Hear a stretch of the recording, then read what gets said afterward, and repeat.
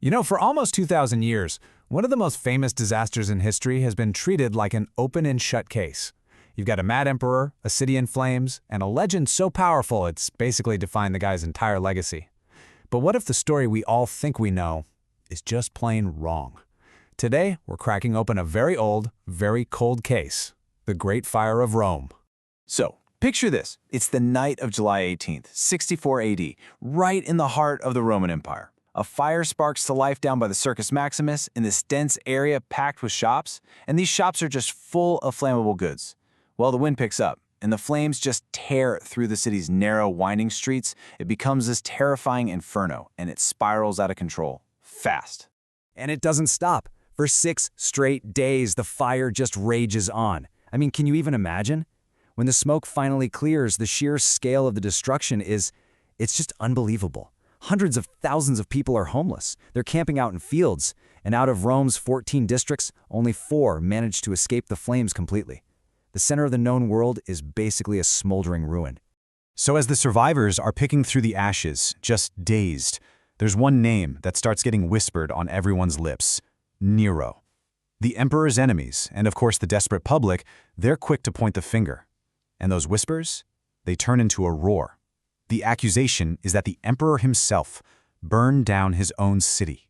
And this is the image, right? This is the one that's been burned into our collective memory. This picture of a mad tyrant, the artist emperor, just gleefully playing his lyre while Rome turns to ash. It is such a powerful, damning image, and it's basically defined his reputation for 2 millennia. But is it true? Well, the case against him seemed pretty strong at the time. I mean, Nero was already known for his, let's call it, an extravagant lifestyle. The rumor mill was churning out stories that he wanted to clear a bunch of land to build this insanely magnificent new palace, his Golden House. And even though he did organize relief efforts, that whole story was just completely overshadowed by this narrative of his ruthless ambition. For a lot of people, it just made sense. Of course this guy would burn Rome for his own vanity. Okay, but this is where the story gets really fascinating.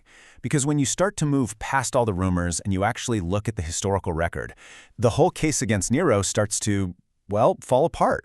So let's do that. Let's be detectives and investigate the actual evidence. Today, the overwhelming consensus among historians is that Nero did not start the fire.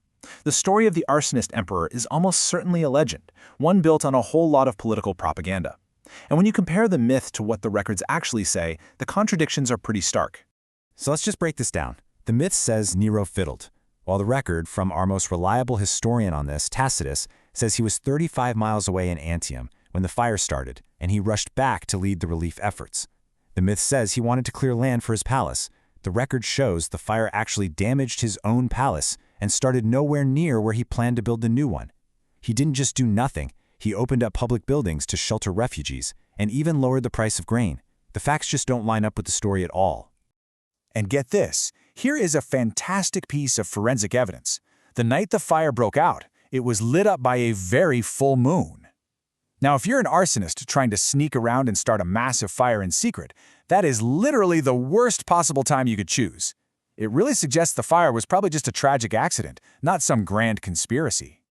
But here's the thing. When the public is angry and demanding blood, evidence doesn't always matter. The city was gone, and the people needed someone to blame. And those nasty rumors about Nero, they just wouldn't die. He found himself in a politically explosive situation. He needed a culprit, and he needed one fast. And this brings us to the next and really grim chapter of the story, which is all about this concept, scapegoating. When you are under pressure and you need to deflect blame, you find someone else to take the fall. And it works even better if you pick a group that's already disliked and misunderstood. So let's just trace how this happened. First, you have the massive public outcry for justice. That puts immense political pressure on Nero. So to save his own skin, he shifts the blame. He finds a target in this small, unpopular, and widely misunderstood religious sect, the Christians. And what came next was an absolutely brutal and horrific persecution. It was a cold, calculated political move designed to turn all that public anger away from him and onto a convenient scapegoat. And make no mistake, this was a major historical turning point. So while Nero may not have been an arsonist, his actions to save himself from blame, they marked the first state-sponsored, large-scale persecution of Christians in the Roman Empire.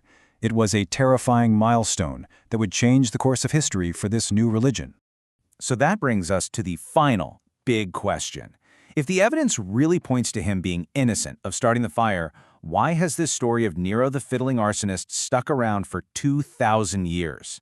Well, the answer lies in who gets to write the history books. See, our main literary sources from this time, they're all pretty flawed. Tacitus is our best bet, but even he was critical of Nero. Other historians, like Suetonius, were basically ancient tabloid writers. They love repeating juicy gossip. And crucially, after Nero died, the next imperial dynasty, the Flavians, had every reason to paint him in the worst possible light. It made their own rule look more legitimate. It's a classic case of political propaganda winning out over time. But no matter who started it, the fire's legacy was just immense. In the aftermath, Nero actually brought in some very sensible new building codes to prevent future disasters like this. But the cost of rebuilding was astronomical. It caused huge financial strain and really alienated Rome's elite. The fire truly reshaped not just the city's physical streets, but its entire political landscape too. And that brings us right back to where we started. The Great Fire of Rome is this powerful reminder that history is so often a battle of competing stories. It really forces us to ask a tough question. When we look back into the past, how much of what we see is verifiable fact, and how